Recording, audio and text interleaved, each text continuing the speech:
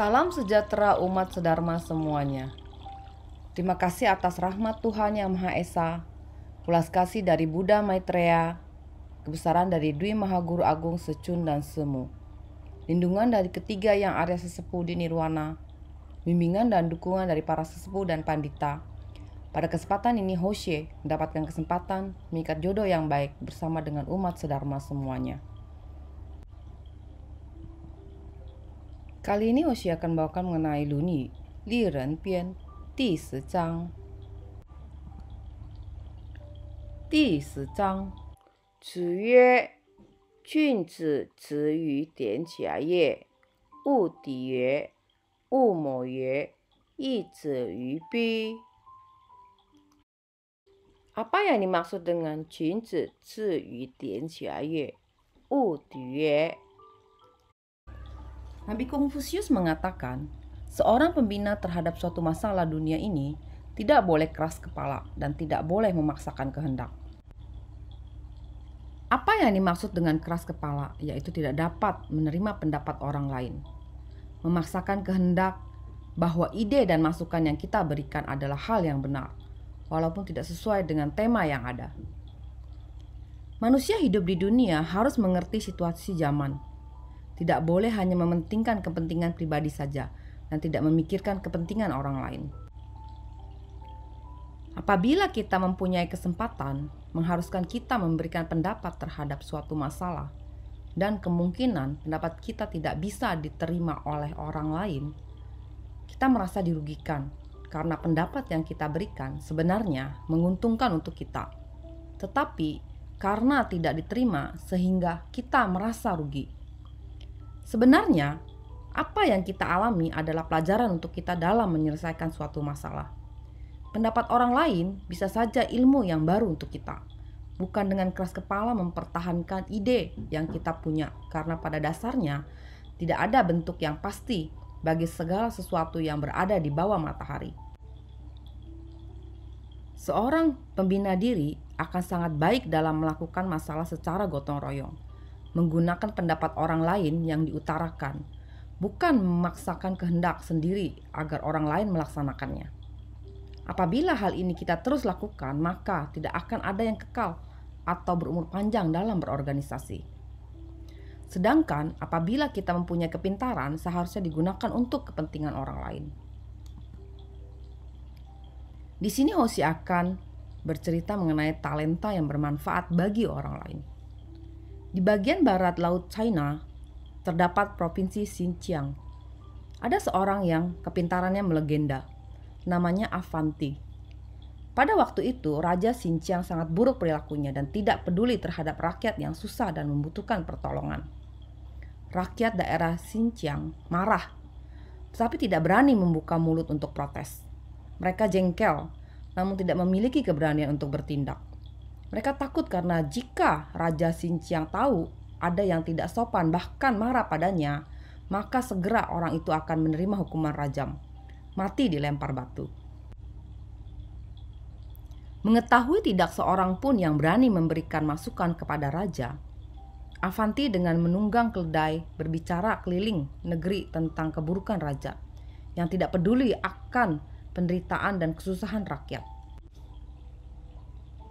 Avanti sama sekali tidak takut walau sudah banyak orang yang mengingatkannya. Suatu hari, terhadap usaha yang dilakukan Avanti, rakyat negeri Xinjiang mulai banyak yang menaruh simpati dan memuji Avanti atas keberaniannya dan juga kepintarannya.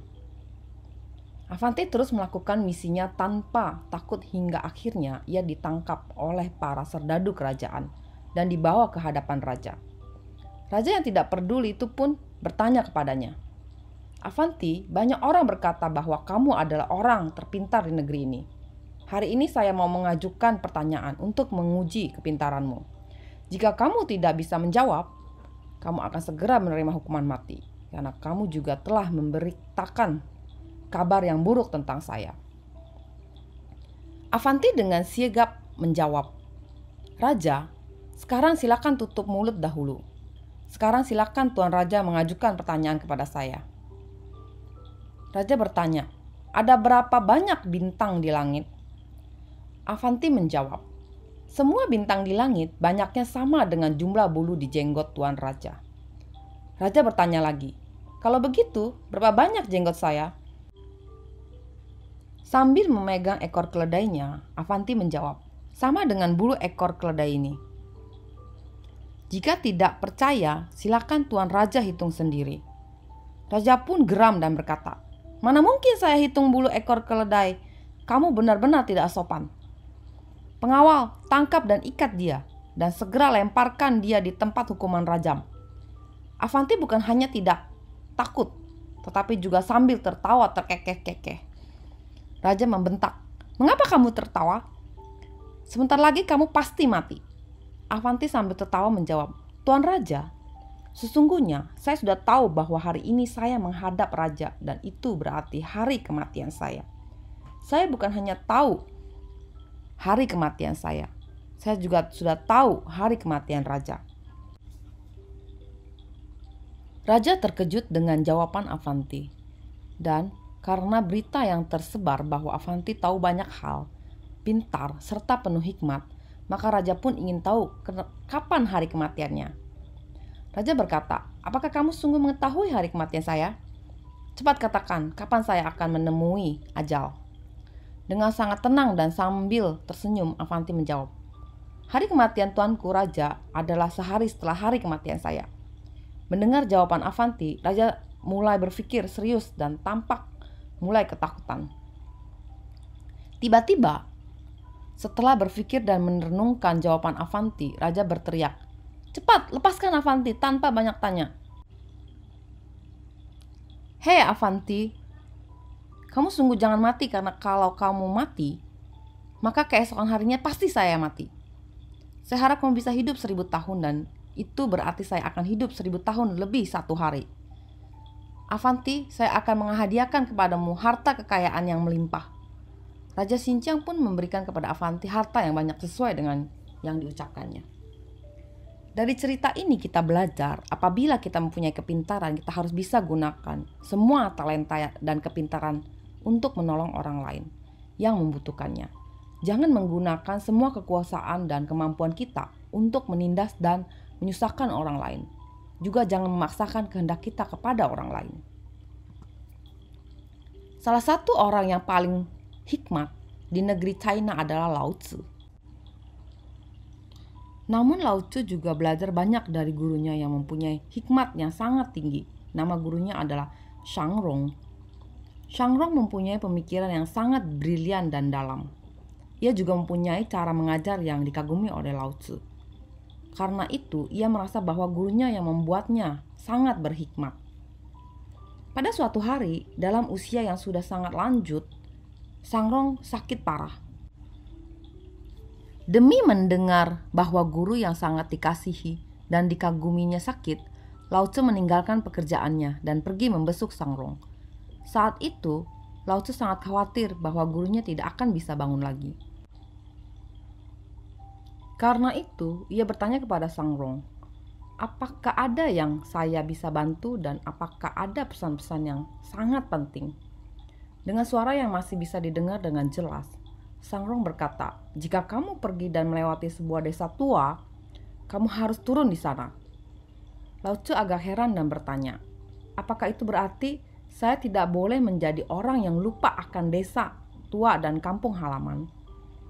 Shang Rong menggelengkan kepalanya lalu berkata, jika kamu melewati pohon tua yang tinggi, besar, harus berlari dengan langkah kecil.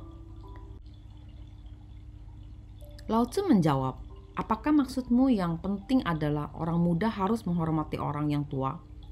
Sambil tersenyum, Shang Rong menggelengkan kepalanya lagi. Setelah itu, mereka berdua diam sejenak. Shang Rong memikirkan sesuatu untuk dikatakan, sementara Lao Tzu memikirkan apa maksud gurunya. Tidak berapa lama kemudian, Shang Rong membuka mulutnya lalu bertanya, apakah lidah saya masih ada? Lao Tzu menganggukkan kepala dan menjawab, masih ada. Lalu Shang Rong melanjutkan pertanyaannya, apakah gigi saya masih ada? Setelah melihat, Lao Tzu menjawab, sudah tidak ada satupun gigi yang tertinggal. Shang Rong kembali bertanya, apakah kamu tahu apa arti yang hendak saya sampaikan? Setelah berpikir sejenak, Lao Tzu menjawab, apakah guru ingin menyampaikan bahwa gigi itu keras dan karena itu rontok duluan? Dan lidah itu lebih lembut dan fleksibel. Karena itu, umumnya lebih tahan lama daripada gigi. Dengan senyum bangga, sang guru memuji muridnya. Kamu sekarang sudah mengerti rumus penting kehidupan. Dari hal ini kita belajar gigi itu banyak gunanya dan membuat penampilan seseorang tambah baik. Gigi bisa mengunyah untuk melembutkan makanan yang keras. Namun akhirnya lidah yang merasakannya. Gigi banyak manfaatnya, namun karena ia keras, umumnya tidak sepanjang lidah. Banyak orang pintar dan berbakat tidak bisa bertahan lama bukan karena apa yang bisa dilakukannya, tetapi karena kekerasan hati dan keakuan sikapnya. Sebaliknya, orang yang lemah lembut lebih fleksibel dan lebih bisa bertahan. Kita sebagai seorang pembela diri harus bisa bersikap fleksibel terhadap suatu masalah, bukan keras kepala dan tidak menerima pendapat orang lain. Yang berikutnya adalah Wu Mo Ye, Yi Zi Yu Bi. Terhadap suatu masalah tidak boleh terlalu sembarangan atau mengikuti arus tidak ada tujuan sendiri. Mengerjakan masalah harus dengan kebenaran dan ketulusan hati, bukan yang lain. Apabila kita mempunyai kesempatan mengurusi suatu masalah, yang paling mendasar adalah kita melakukannya dengan ketulusan hati dan melaksanakannya berdasarkan kebenaran dan didasari petunjuk atasan atau orang yang lebih berpengalaman, bukan dengan atas dasar yang kita rasa benar saja. Pada zaman 3 kerajaan, kepala desa baru di Kabupaten Yue di negara Wei bernama Simon Pao. Ia membawa banyak biji benih ketika memasuki Kabupaten Yue. Walau saat itu sudah musim semi, masih sedikit orang yang memulai menggarap tanahnya dan menabur benih. Kebanyakan lahan sawah masih dibiarkan kosong dan kering. Simon Pao tidak habis pikir mengapa orang di daerah itu sangat malas dan belum juga mulai menanam benih. Padahal, jika pada awal musim semi sudah mulai menggarap sawah, dalam 1 tahun paling sedikit bisa memanen 2 kali. Bahkan kalau baik sampai 3 kali. Tetapi jika terlambat, panen bisa paling banyak 2 kali, dan jika buruk hanya 1 kali panen. Pada waktu sampai di desa itu, ia segera menjelaskan kepada penduduk desa keadaan tanah yang kosong seperti itu tidaklah baik. Ternyata di daerah itu ada suatu tradisi atau adat istiadat yang syarat dengan mistik, yakni menceburkan seorang gadis muda ke dalam sungai agar gadis itu menjadi istri dari penghuni sungai. Jika tidak, penghuni sungai bisa marah dalam wujud banjir besar menyapu bersih semua tumbuhan yang sedang ditanam, sehingga tidak akan ada panen sama sekali dalam 1 tahun. Karena itu, keluarga gadis muda yang akan dikorbankan akan berkumpul dan bertangis-tangisan. Saat itu, waktu untuk menceburkan seorang gadis tinggal 2 hari lagi. Simon Pao mencoba mencari tahu mengapa ada adat yang buruk seperti itu, di mana para gadis muda belia akan mati tenggelam di dalam sungai. Rupanya, ketika orang mulai berkumpul di daerah itu untuk membentuk sebuah desa, ada orang tua yang memiliki keyakinan seperti itu yang sebenarnya tidak dapat dibuktikan keyakinan mistis orang tua yang pertama kali datang ke daerah tersebut. Orang tua itu sudah tiada dan sekarang cucunya yang menggantikannya. Menjadi tua-tua adat sekaligus dukun untuk memimpin upacara persembahan gadis ke dalam sungai. Tidak ada pengalaman sama sekali apabila tidak menceburkan gadis ke dalam sungai, maka tidak akan ada panen dalam 1 tahun.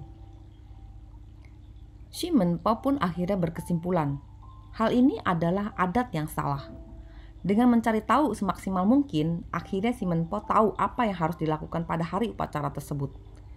Pada waktu hari upacara itu tiba, saat orang banyak sudah berkumpul di pinggir sungai, terdengarlah suara tangisan dari gadis yang ketakutan, harus mati dengan cara ditenggelamkan seperti itu.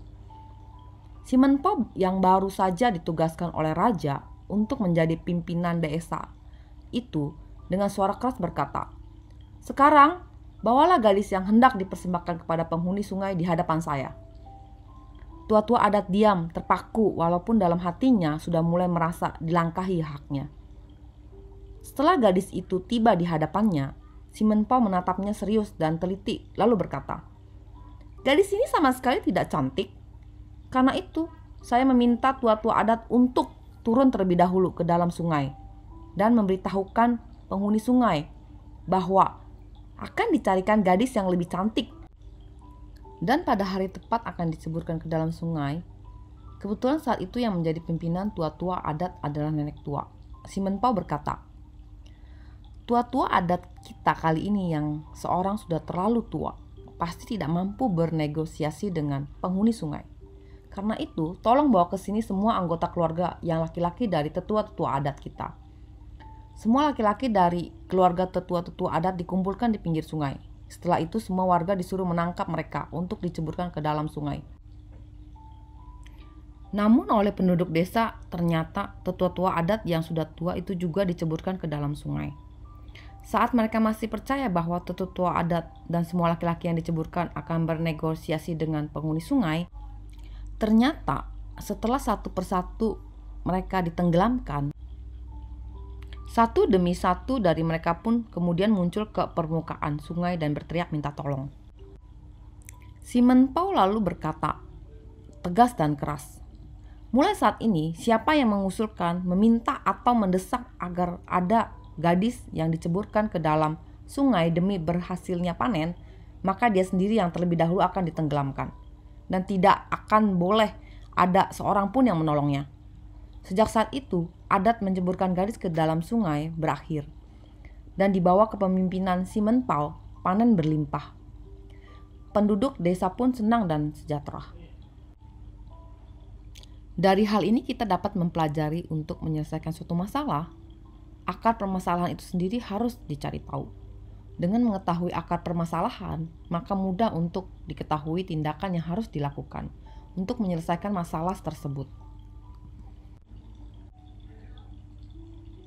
Kebijakan itu seperti cairan, kegunaannya terletak pada penerapan yang benar. Orang pintar bisa gagal karena ia memikirkan terlalu banyak hal.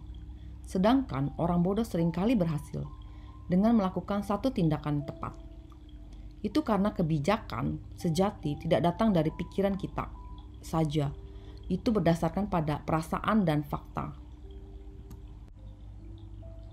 Demikianlah Dharma yang Hoshe sampaikan pada kesempatan kali ini. Semoga Dharma ini bermanfaat untuk kita semua. Dan apabila ada kata-kata yang tidak sesuai dengan kehendak Tuhan Yang Maha Esa, mohon pengampunan dari Tuhan Yang Maha Esa. Semoga kita dihindarkan dari mara bahaya dan bencana.